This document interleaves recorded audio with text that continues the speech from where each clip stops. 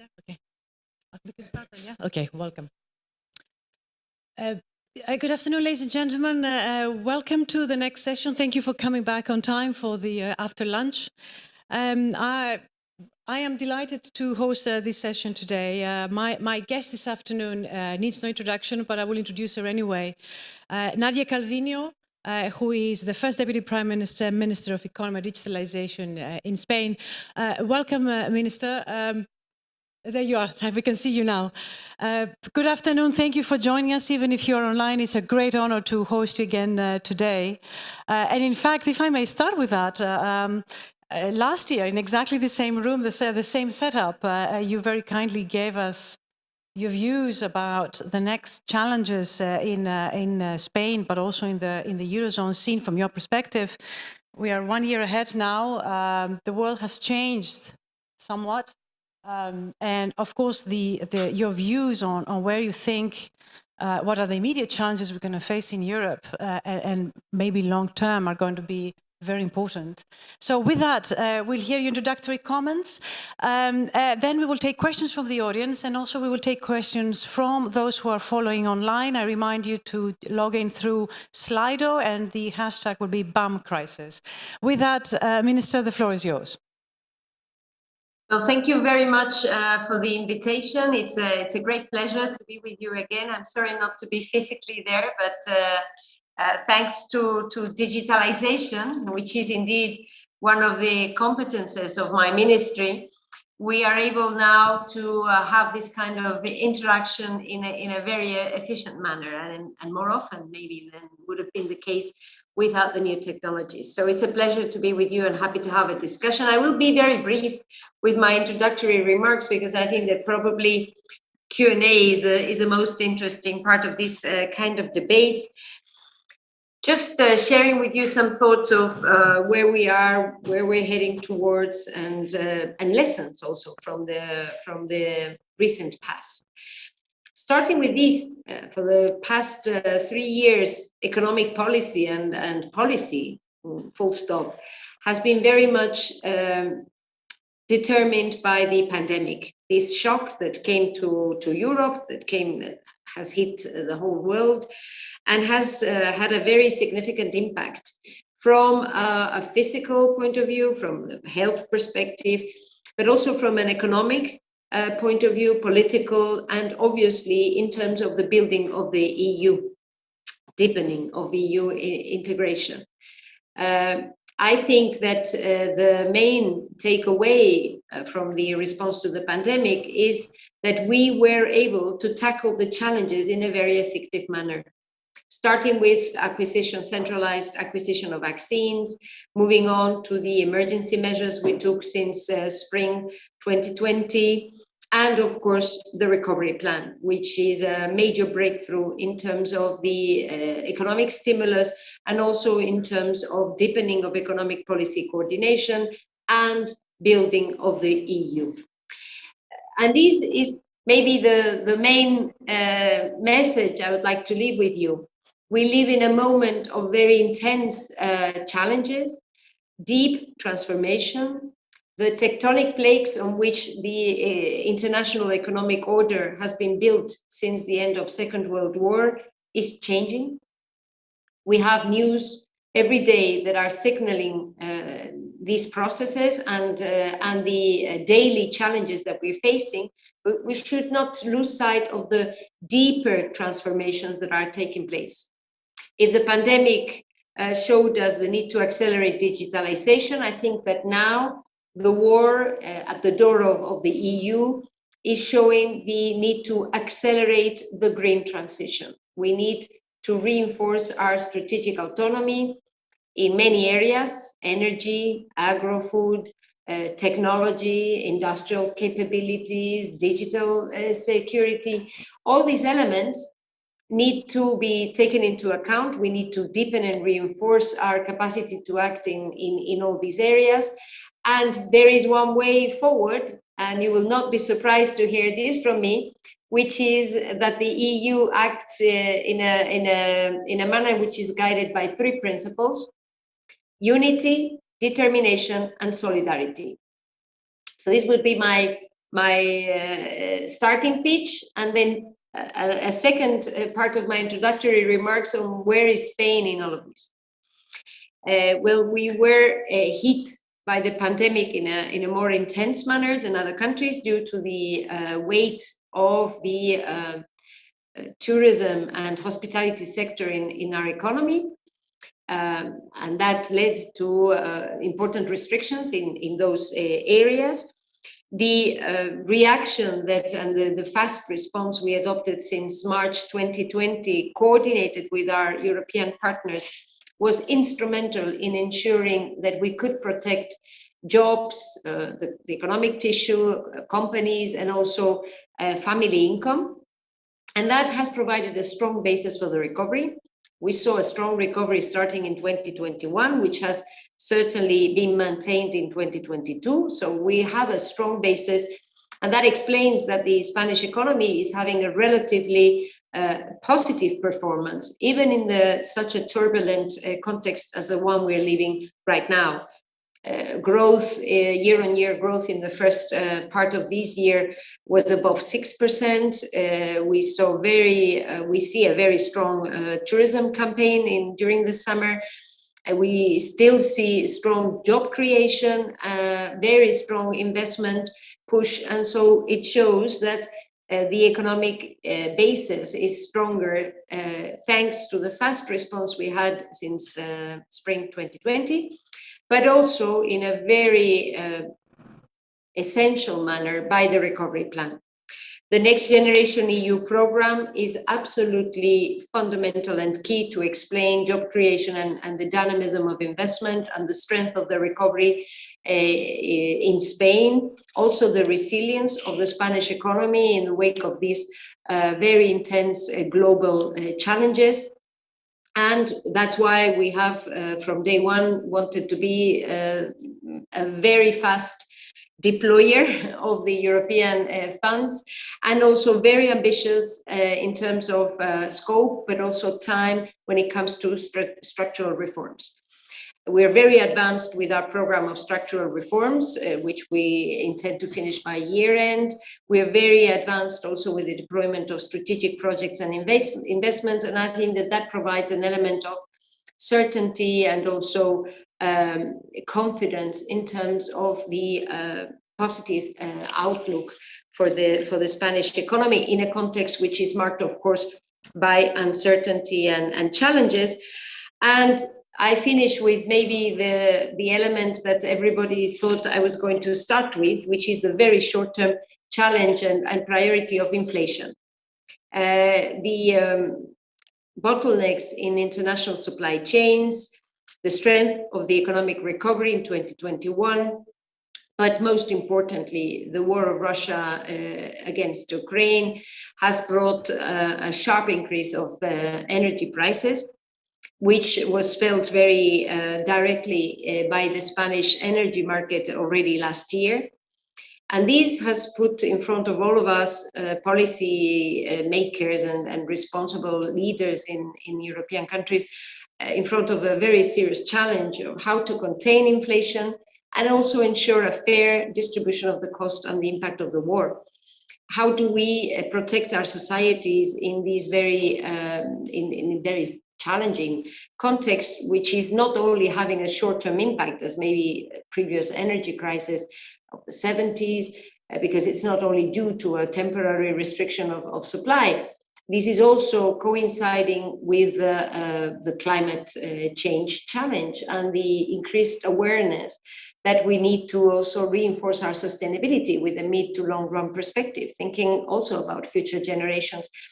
And that is why I think it is very important that Europe does face these challenges, ensuring coherence with our midterm perspective and objectives in terms of the green transition, and acting in a decisive manner so that we have regulations and instruments which are fit for purpose to tackle the challenges of today and also those of tomorrow. And Spain will be supporting European institutions in this context and leading some of the discussions as we have been doing for the past years with a view to trying to continue to progress in the role of the EU in the world and the deepening of the European economies, as we have been doing for the past decades. So I leave you with this thought, and happy to take your questions. Thank you very much. Thank you very much, Minister, for this overview of where you are, and particularly very good, actually relatively good news about the Spanish economy, which I think is absolutely essential. Unfortunately, the numbers for other countries in the EU, in the Eurozone, are not so strong. Already we see a number of countries in the latest flash estimates, in negative territory. The US is technically in a recession with 2 quarters already in negative numbers in growth. So I wanted to start with the obvious question, which is the outlook and the policy mix in the current circumstances, given that we have not only an unprecedented shock, but also a shock that yet again is of very specific nature. We have, in all sense of the purpose here, a very deflationary shock, but we have huge inflation that is coming from other sources. And that, of course, is a huge conundrum for policymakers, particularly for those in monetary policy. So, with the Spanish perspective, obviously, but also from a European perspective, because the interdependencies are so big, and if one country gets into a recession, particularly big countries in the EU, the whole of the EU and the Eurozone will follow. How do you see the appropriate policy mix on the fiscal side and on the monetary policy side, given the composition, as you so well described it? Mm-hmm.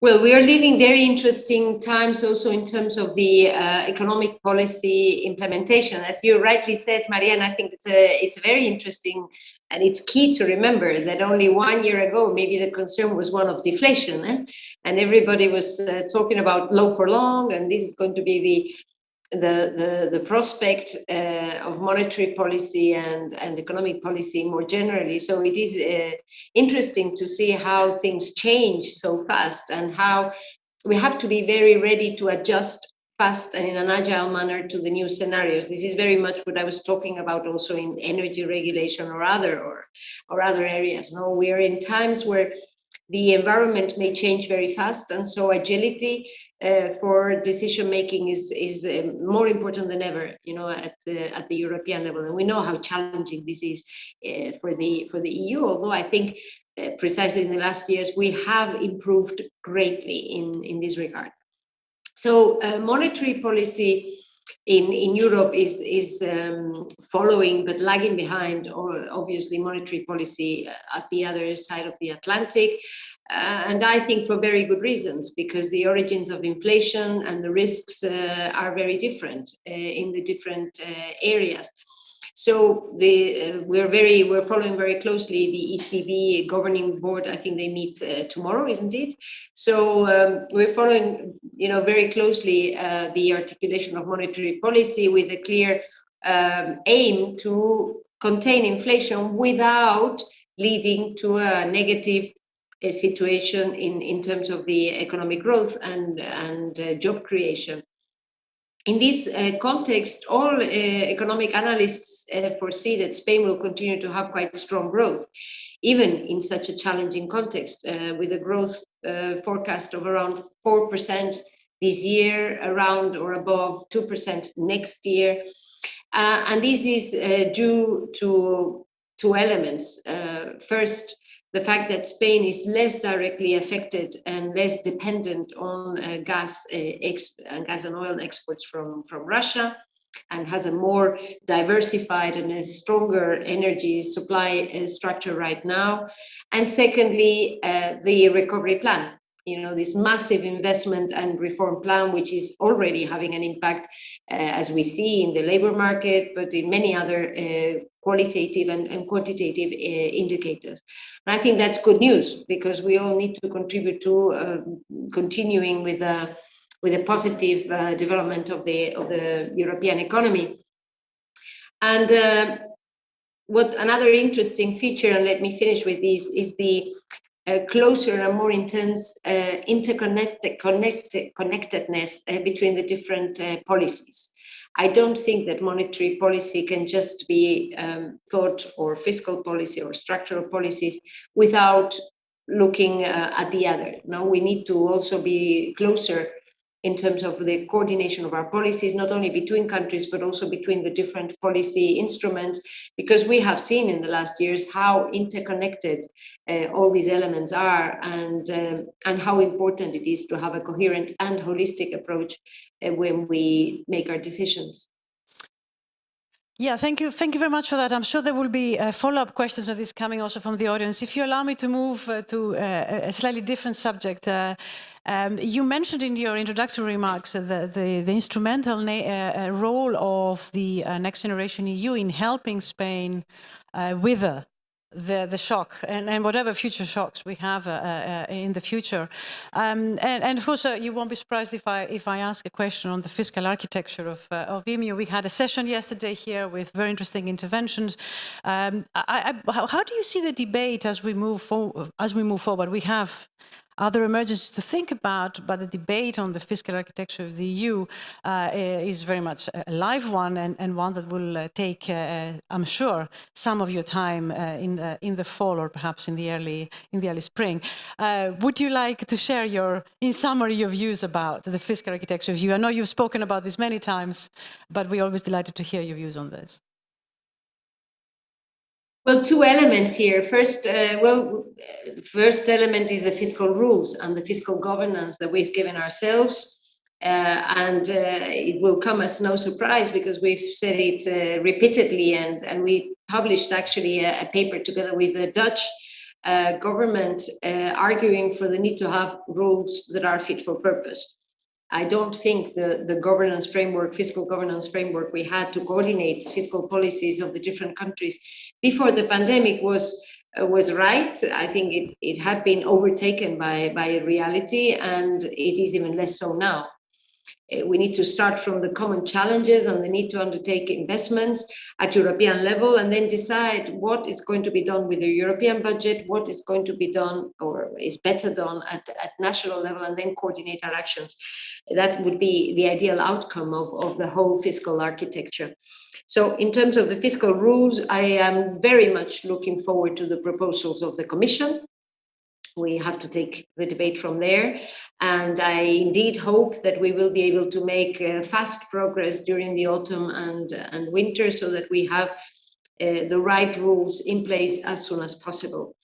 And we are going to play an active role, as we have with all the other debates. And I think that actually all countries are much more open to this debate and much more aware of the need to have rules which are fit for purpose also the role, the geopolitical role of the EU in the world in these times of change. And then a second element that I cannot leave outside is the role of the European budget, obviously, which I think is also very important, not only because of the traditional role, but because of the new architecture of the recovery plan, which is a major breakthrough. We are borrowing together in order to invest together in our common future. This is probably a new element of our fiscal policy. In the case of Spain, it is clear, in my view, it is already having a very significant impact on our economic performance. Last year, because of the expectations and the mobilization of the economy, this year already because of the investments which are arriving and landing in the real economy, the reforms are also having a significant impact. If this is a success, this will certainly reinforce our ability to act together at European level.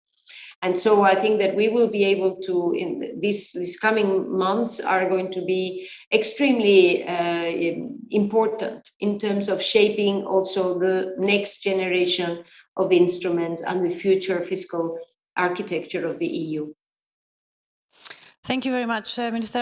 I would like to also open up the floor for questions. But before that, allow me to ask two more questions, and they're a little bit more general. But as you can imagine, they're in everybody's mind, given the situation that we're in, and namely the the important challenges that we have in this winter and probably the next winter as well, the war in Ukraine and its a quick and good resolution. All of these issues are, of course, in everybody's minds. So I wanted to ask you two questions. The first one is Ukraine itself and how you see the support to Ukraine given from the European Union, in what form, in what shape. But also the prospect of EU membership, in the famous enlargement debate. How do you see the debate evolving in these two respects, and to what purpose for Ukraine? That's the first question. I think it would be important to understand how the discussion will evolve in the next few months. But also, if I may pick, if you allow me, you mentioned the word strategic autonomy, which is, of course, a word that is used extensively. We all understand the importance of being able to rely on our own, stand on our own feet when it comes to certainly the critical materials. We understand the strategic role of that Europe needs to play in the future. But how do you see that perhaps going against the spirit of the necessary global cooperation that unfortunately is going backwards? Do you worry that, the narrative, this is a leading question, of course, the narrative of strategic autonomy might actually hinder our ability to coordinate on the global public goods, or the global issues that require not strategic autonomy, but strategic cooperation?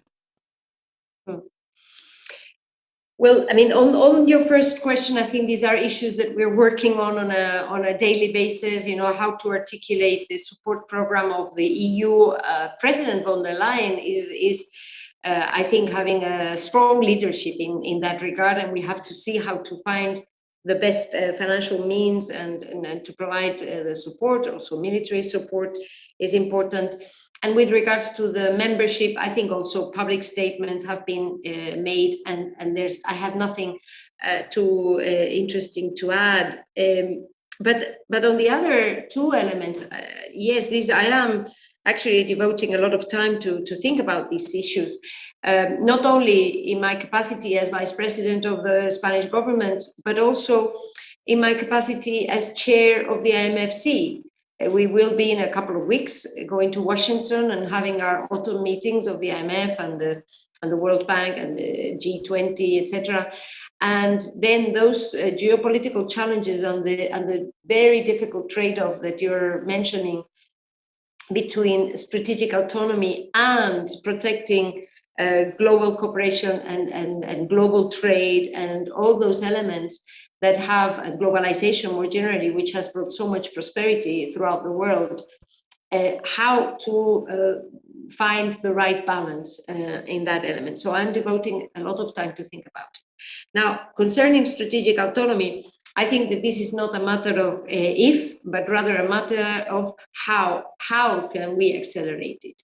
Because the geopolitical changes which are taking place make it obvious, in my view, that Europe needs to become more independent, more autonomous in areas, I mentioned it, and every week we see examples. We start with energy, obviously with the cut and the interruption of Nord Stream 1 this very week. The future is here. And so now we have to face a new scenario, which makes it obvious that we need to have to incentivize and strengthen our energy efficiency, also diversification of energy sources, push ahead and accelerate the deployment of renewables. In the case of Spain, reinforce the capacity of our country to be an energy hub for the rest of Europe, reinforcing our capacity to store storage capacity, also interconnection capacity with the rest of Europe. All these elements that we're very willing to obviously move ahead with and support, so as to help Europe become more independent. But it's not only energy. It's also agro-food, and for many months we've been very worried about food security in different parts of the world.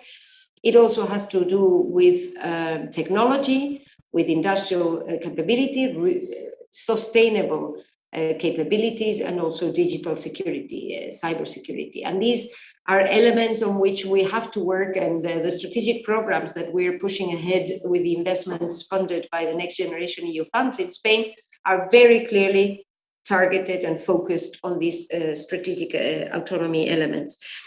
But this has to be made compatible with trade, global trade, and our global cooperation, because Europe is a trade powerhouse. And our prosperity has been brought about by being an open economy, an important partner of different regions around the world. And that is why I think Europe will play a very important role in this regard in the face of these emerging powers and different conflicts which are being visible in different parts of the world, because we are certainly a central piece in any international agreement, and we are always going to be a leading player in supporting trade, but also in supporting human rights, in supporting international cooperation, and so providing, I think, an indispensable element in the new world order. Thank you very much, Minister. That was a lot of information on very many different topics. I would like to open the floor for questions from the audience. I see Jeromin has a question. Yes, can this be heard? Yeah. Vice President Calvino, it's an absolute pleasure to have you here online. I'm Jeromin Zettelmeier, the new director of Bruegel, and talking about your IMFC role. The last time I saw you in action was actually chairing the IMFC in the spring, which was a very difficult meeting, and you did a really superb job of handling it. So actually I have two questions, and feel free to ignore one or both if this is too much. So the first one is sort of a more philosophical or general one on European crisis management. So compared to if you look at the recent history of the EU, perhaps since the creation of the euro, we have gone through three quasi-existential crises: the euro crisis, the pandemic, and now the Russian invasion and its consequences. And one very notable difference between the reaction to this crisis and the euro crisis is that Europe has been much more, less divided, much more cohesive in its approach. And of course, another difference, which is quite healthy in my view, is that the existing vulnerabilities to the shock were, let's say, distributed in a very different way from what they were in the euro crisis, which is very healthy, because it shows that sometimes countries that are viewed as strong can be weaker, and vice versa. So the whole result was, I think, healthy for Europe. But now we are at this stage where very difficult decisions have to be taken, particularly in the energy area. And so what are your views on whether this type of cohesion, which is so important, can be maintained? Do you see the kind of common action?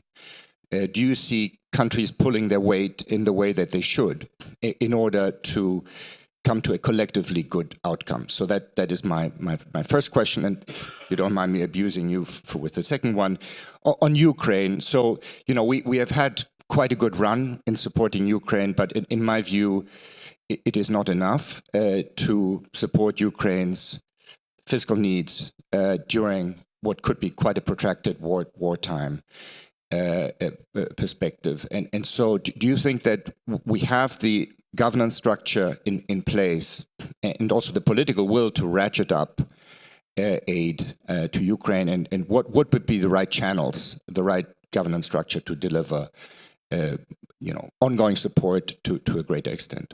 Thank you.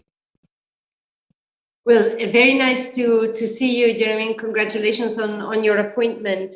And indeed, very important, very interesting questions. First, on crisis management, I very much agree with what you said. Fortunately, when the pandemic hit us, we reacted in a very different manner to what had been the case with the Eurozone crisis. So there was a clear sense that we were all on the same boat, that we needed to act in an effective manner fast. And so already in spring 2020, in April, we were setting up new financial instruments like the SURE instrument and the EIB support. The European Central Bank also was very agile and very efficient in setting up the support, liquidity support instruments. And this has proven to be essential to protect a basis in a context such as a crisis, a shock. And I think we have learned very clearly not only that we're all on the same boat, but that it is cheaper and much more effective and efficient to protect rather than let something be destroyed and then try to rebuild from scratch, as we maybe thought in the past. I think that in that situation, Spain was one of the countries that was more directly hit, and we saw the solidarity of the rest of Europe with the recovery plan. And that is why now we have the same approach. Now it is other countries and some that maybe were not aware of their vulnerabilities, such as Germany itself, but many other countries are being very directly hit. And from day one, we have expressed our support and solidarity for them. In terms of the sanctions, in terms of the joint use of the joint work to try to reinforce our autonomy. Right now, Spain putting forward proposals on how to be more stronger in the area of the energy and have the proper energy regulation. And I think that this time around, we have the same unity. I think there is a strong sense of solidarity. I think we should have moved faster. It would have been good, because Spain was in a way the canary in the mine in terms of the increase of energy prices. And already in last summer, 2021, we were flagging our concern about the increase in energy prices.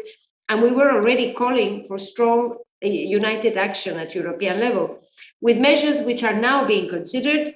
It would have been better to have them 1 year ago in terms of joint purchases, in terms of capping of CO2 prices, CO2 rights prices, in terms of allowing for a different regulation to impose gas price caps, as we have done in the Iberian Peninsula, which is proving to be extremely important to contain price increases, and many other measures that we had proposed. I am happy to see that we're moving, but I think we should be more agile in the reform of European energy markets, because we see it every day with the news that we see.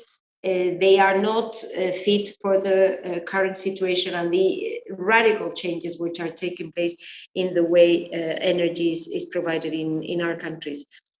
So I think the EU has greatly improved its crisis management capabilities and abilities due to the pandemic, and we will probably be forced to even go faster and in a more efficient manner in the context of the current challenges. And in terms of the support to Ukraine, I think we have been very capable in providing strong budgetary support, not only now, already for many years.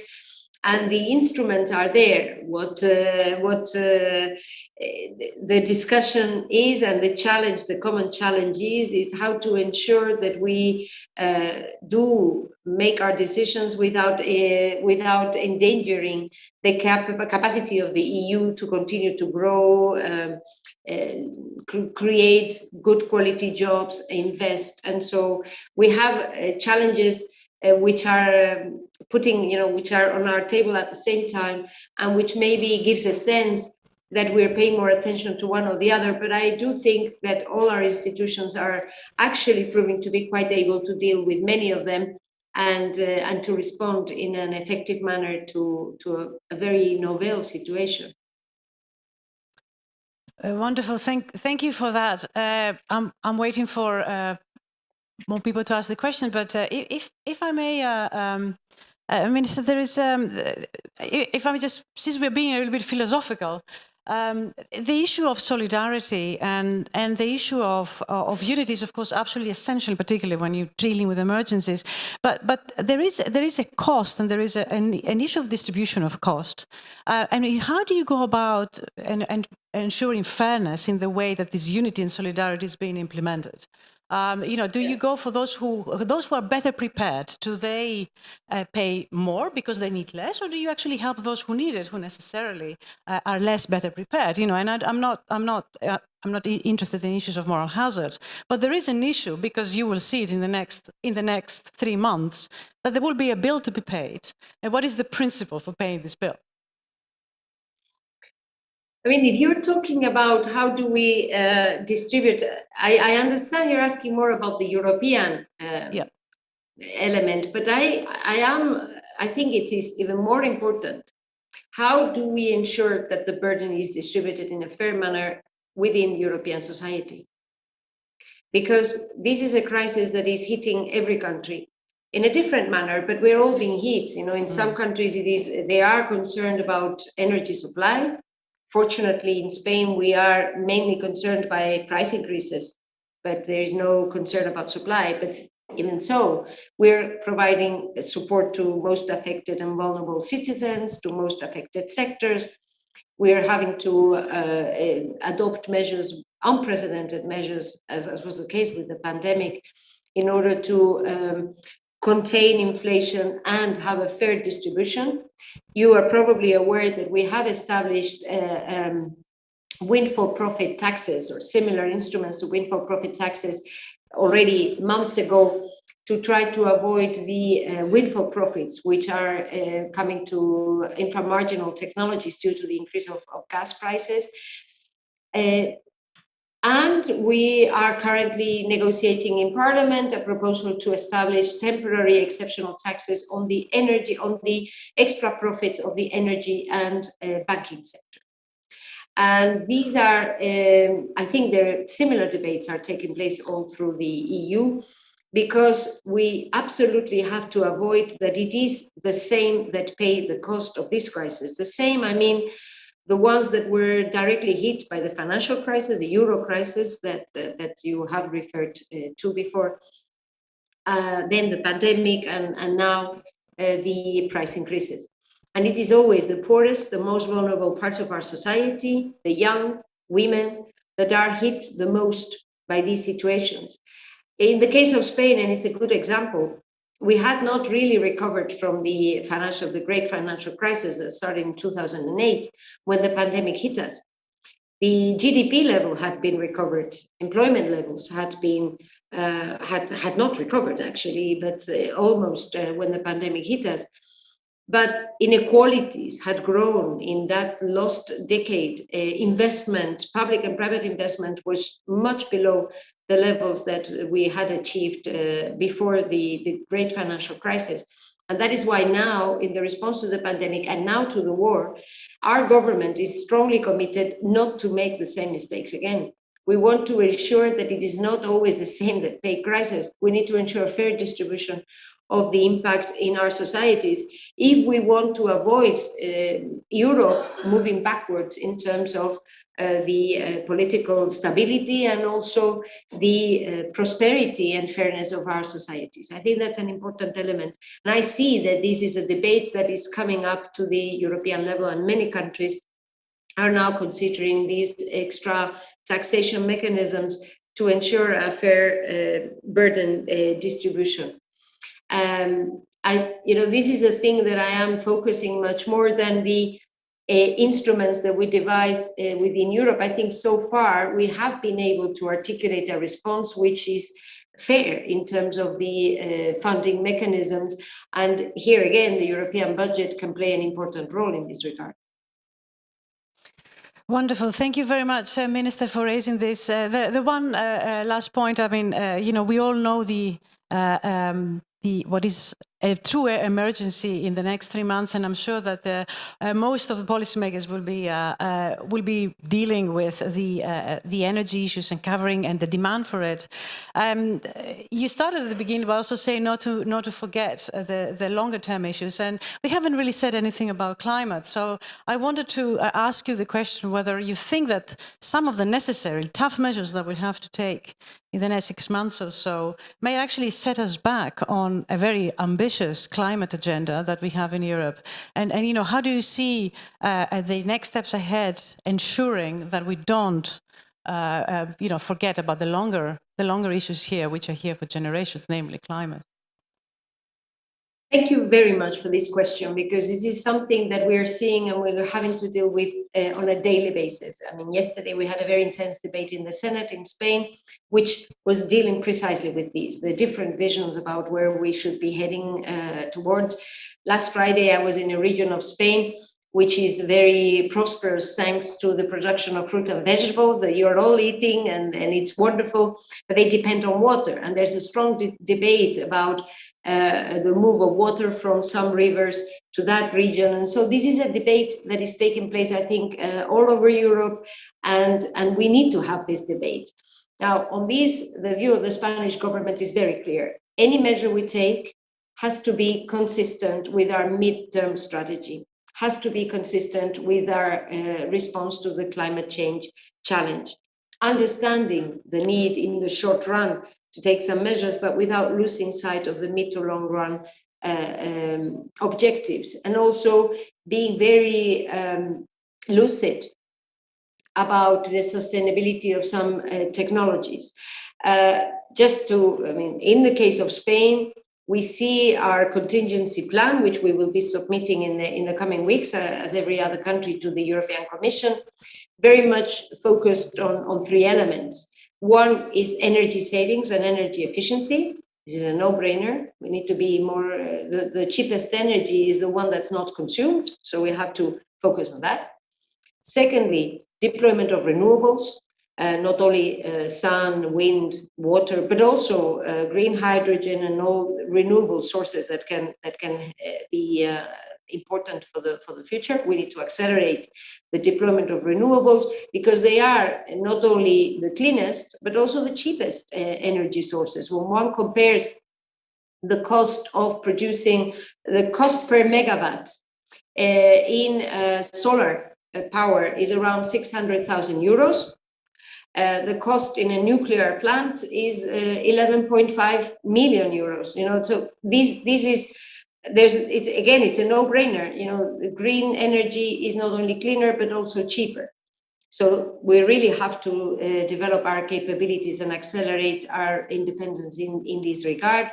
And then the third key feature that we will be having in our contingency plan is solidarity.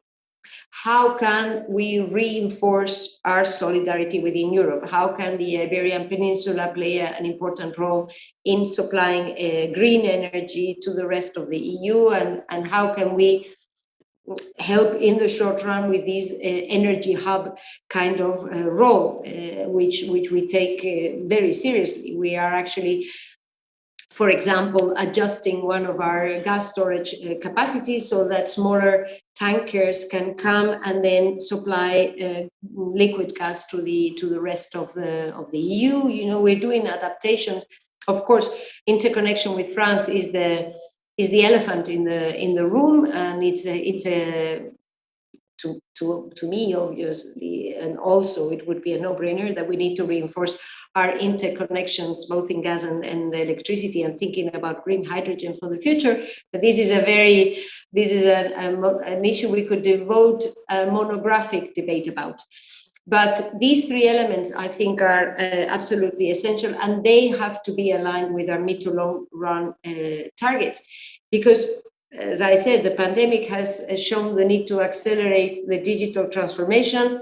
I think current geopolitical tensions, not only the war, are giving us a very clear message. You have to become much more autonomous and much more efficient and more sustainable on the energy field. And so, notwithstanding the short-term measures we may need to adapt, we should not lose sight of the long run objectives, because we also have to think about intergenerational fairness. We need to think about our children and grandchildren, and at least try to make the right decisions now, which are helpful for our common future. Thank you very much for that hopeful message. Is actually, we just come to the end of our time, and with that, I would like to thank you very much for taking the time, being with us today. We hope to see you in Brussels at some other occasions, but just for the moment, thank you for taking the time, and best of luck. Thank you, everybody. Thank you. Thank you very much. Take care. See you soon.